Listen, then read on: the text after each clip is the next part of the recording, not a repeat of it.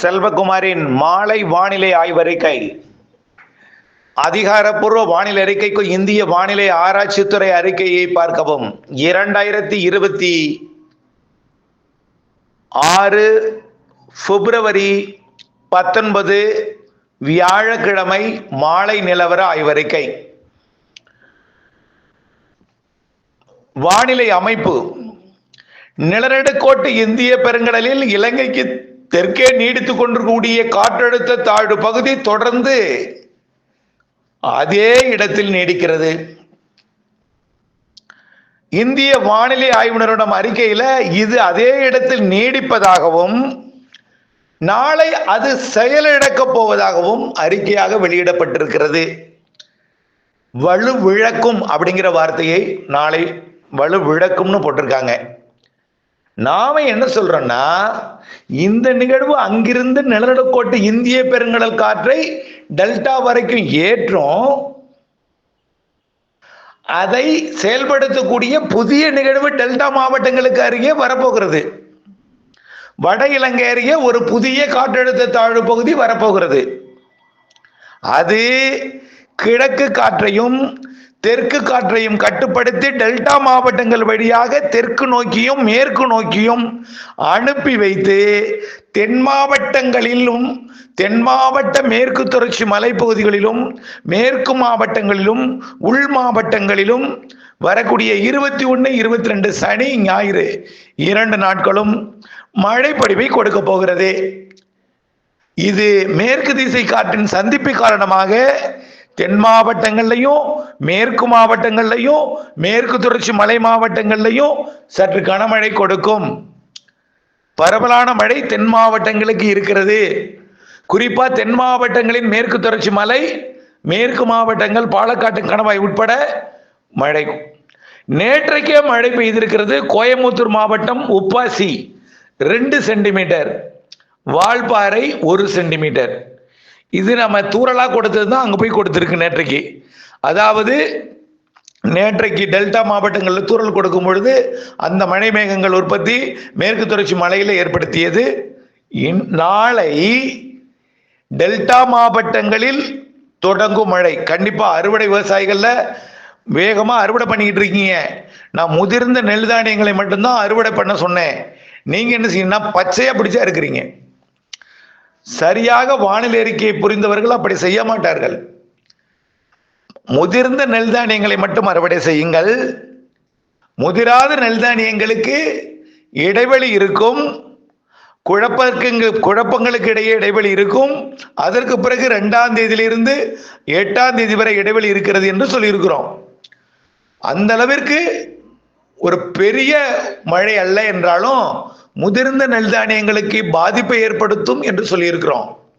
ஆனால் தென் மாவட்டங்களுக்கு மேற்கு மாவட்டங்களுக்கு ஆங்காங்கே கனமழையும் ஒதுக்கி ஒதுக்கி கனமழை பொழிவை கொடுத்தாலும் பரவலான மழை பொழிவு, மிதமானது முதல் சற்று கனமழை பொழிலாம் இருக்கு. டெல்டா மாவட்டங்களை பொறுத்த வரைக்கும் அனைத்து மாவட்டங்களுக்கும் உண்டு. 21ஆம் தேதி அனைத்து மாவட்டங்களுக்கும் உண்டு. 21, 22 சனி ஞாயிறு. முதல் மழை தொடக்கம் வேதாரண்யம் பகுதியில் நாளை காலை. தாமதம் ஏற்படும் பட்சத்தில் 20ஆம் தேதி காலை 11, 12 மணிக்கு நண்பகல்னு சொல்லியிருக்கிறோம். நிறைய பேர் கால் பண்றீங்க. நன்றாக தெளிவாக இருக்கிறதே, இன்றைக்கு வைக்கோலை கட்டாமல் நாளை கட்டலாமா அப்படின்னு கேட்குறீங்க. நாளை கட்டலாம். ஆனால் நாளை மதியம் நனைத்து விட்டால் அந்த வைக்கோல் மீண்டும் அது பயன்படுத்த முடியாத நிலைக்கு போய்விடும். அதனாலதான் சொல்றேன், இன்றைக்கே வைக்கோலை கட்டுங்கள். நாளை காலைக்குள் அதை நாம கரையேற்றி விடலாம், மீட்டெடுத்து கொண்டு வந்துடலாம். ஒருவேளை அது ஏற்றி கொண்டு போகிறதுக்கு டிராக்டர் இல்லைன்னா அங்கேயே வச்சு தார்பாலின் வச்சு மூடி வைங்க. ஆனால் வயல்ல போட்டீங்கன்னா 21, 22ஆம் தேதி பெய்யக்கூடிய மழை, அதாவது நாளை மதியம் நனைக்கும், லேசாக பெய்யும். நாளை மாலை மிதமா பெய்யும் டெல்டாவில் தென் மாவட்டங்களுக்கும். 21ஆம் தேதி மதியம் மாலை இரவு தான் பெரும்பாலும் அந்த வலுத்த மழையே இருக்கும். காரணம் என்னன்னா, நீராவி காற்று, அதாவது வடகடலோரம் நுழைவது குளிர்காற்று, அது வெப்பத்தால் லேசாகி மேலே போய் மேலெழுந்து மேற்கு மாவட்டங்கள் அதாவது நீலகிரி, வால்பாறை, நீலகிரி மற்றும் ஈரோடு மாவட்டத்தோட பவானிசாகர் போன்ற பகுதிகளுக்கெல்லாம் போய் மழைப்பொழிவை கொடுக்கும். குளிர்காற்று வெப்பமடைந்து வெப்பச்சலன மழை போல டெல்டாவில் நுழைந்து தெற்கே போவது நீராவி காற்று. அது மரங்களால் குளிர்வித்து மாலையில மழைப்பொழிவை ஏற்படுத்தும். மாலை, முன்னிரவு, நள்ளிரவில் பெரும்பாலும் இந்த கடற்காற்று நுழைதல் என்பது அதிகாலை நேரத்தில், காலை நேரத்தில் இருக்கும். அது குளிர்விக்க மேற்கே போறதுக்கு 45 கிலோமீட்டர் வேகத்தில் போகுதுன்னு வச்சுங்க.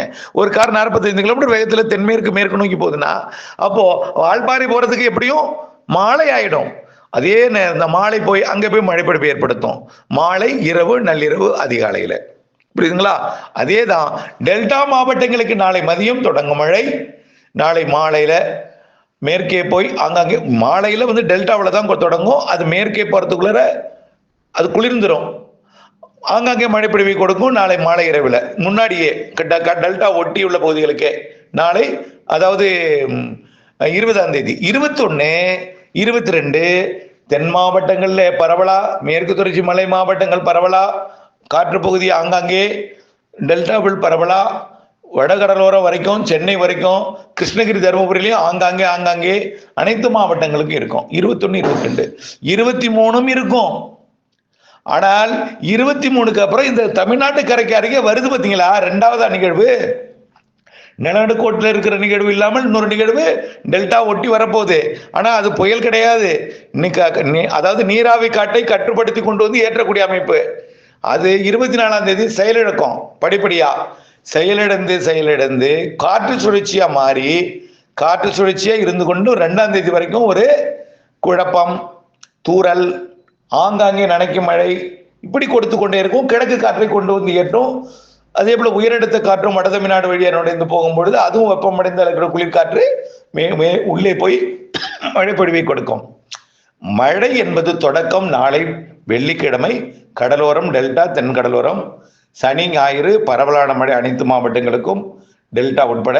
தென் மாவட்டங்களின் மேற்கு தொடர்ச்சி மழை, மேற்கு மாவட்டங்களின் பிற பகுதிகளுக்கும், மேற்கு மாவட்டங்களுக்கும் தென் மாவட்டங்களுக்கும் சற்று பரவலாக வலுத்த மழை. திங்கட்கிழமை தீவிரம் குறையும். ஆனால் மழை தொடர்ந்து மார்ச் 2ஆம் தேதி வரைக்கும் ஆங்காங்கே ஒரு சில இடங்களில் இருந்துட்டே இருக்கும். ஆனால் பாதிக்கும் மழை அல்ல, குழப்பம் இருக்கும். அந்த வாரம் முழுக்கவே மாத இறுதி நாட்கள்லாம் அப்படியே மழை இருந்துட்டே இருக்கும். ஆனால் பெரிய மழை இருக்காது. குழப்பம், மேகமூட்டம், லேசான மழை, தூறல், சாரல் எல்லாமே அப்படியே எல்லா மாவட்டங்களுக்கும், மேற்கு மாவட்டங்களில் கண்டிப்பா இருக்கும், இருந்துட்டே இருக்கும். உள் மாவட்டங்களும் இருக்கும், ஆங்காங்கே இருக்கும். 2ஆம் தேதியிலிருந்து 8ஆம் தேதி வரை இடைவெளி. 9ஆம் தேதி அடுத்த நிகழ்வு வாய்ப்பு தெரியுதுங்க. அது குறைந்தபட்சம் நனைக்கும் மழையாவது கொடுக்கலாம். மீண்டும் திரும்பி போய் அடுத்த நிகழ்வோட இணைந்து தீவிரமடைந்து 15ஆம் தேதி வாக்கில் மீண்டும் வரும். மார்ச் 15 20 வரைக்கும் அடுத்த நிகழ்வு மழைப்பொழிவு காத்திருக்கு. மார்ச் 15 to 20, 8க்கு மேல் ஒரு நிகழ்வு இருக்கு. நனைக்கும் மழைப்பொழிவை கொடுக்கலாம். கொடுத்து விட்டு மீண்டும் வந்த வழியே திரும்பி போய் அது ஒன்றிணைந்து தீவிரமடைந்து 15 20 வரை மழைப்பொழிவுக்கு வாய்ப்பு மார்ச். ஆகவே மழைப்பொழிவு உறுதி. நாளை மதியம் டெல்டாவில் தொடக்கம். சனி, ஞாயிறு பரவலான மழைப்பொழிவை அனைத்து மாவட்டங்களுக்கு உண்டு. ஒதுக்கி ஆங்காங்கே அருகருகே ஏற்ற இறக்கத்துடன் மழை இருக்கும். இணைந்திருங்கள் அப்டேட்ஸுடன். நன்றி.